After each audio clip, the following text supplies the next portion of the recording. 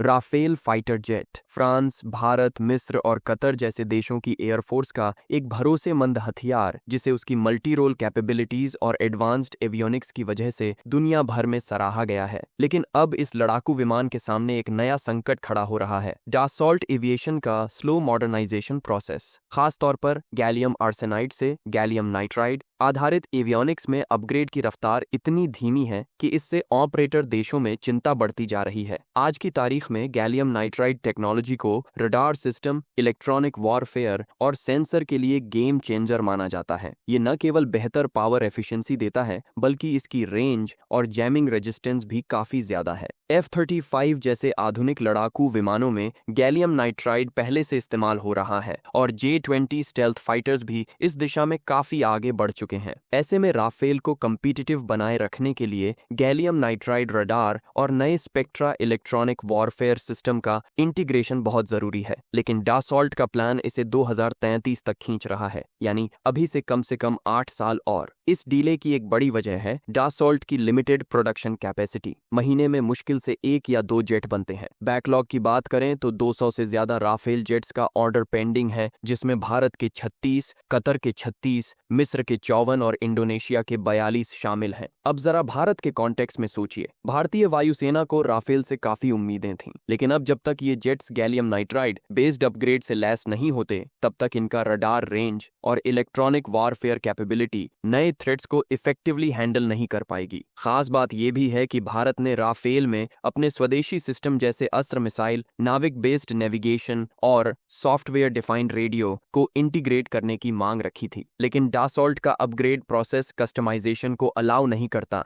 जब तक फ्रांस खुद वही अपग्रेड अडॉप्ट न करे। लॉकहीड मार्टिन और बोइंग जैसे कॉम्पिटिटर ने फ्लेक्सिबल अपग्रेड मॉड्यूल को अपनाया है। F-35 या F-15EX के लिए नेशन स्पेसिफिक इंटीग्रेशन आसान है, लेकिन डासॉल्ट का सेंट्रलाइज्ड कंट्रोल और ओरिजिनल इक्विपमेंट मैन्युफैक्चरर डिपेंडेंसी की वजह से भारतीय वायुसेना को इंतजार करना पड़ता है। 2016 के डील में वादा किए गए कुछ इंडियन स्पेसिफिक अपग्रेड अब भी इंप्लीमेंट नहीं हो पाए हैं, और स्क्वाड्रन शॉर्टेज का तो ये हाल है कि वायुसेना के पास 42 की जगह सिर्फ 31 फाइटर स्क्वाड्रन है और कई पुराने MiG-21 अब डीकमीशन हो चुके हैं। ऐसे में अगर राफेल का मॉडर्नाइजेशन डिले होता है तो ये भारत की डेटेरेंस कैपेबिलिटी को सीधा प्रभावित करता है। इस डीले के और भी इम्प्लीकेशंस हैं। पुराने गैलियम आर्सेनाइड सिस्टम को मेंटेन करना महंगा पड़ता है और उनका लाइफ साइकिल और कॉस्ट भी अधिक होता है। साथ ही फ्लीट अवेलेबिलिटी भी प्रभावित होती है, क्योंकि सर्विसिंग ज्यादा फ्रिक्वेंटली करनी पड़ती है। राफेल के भरोसे बहुत कुछ टिका हुआ है,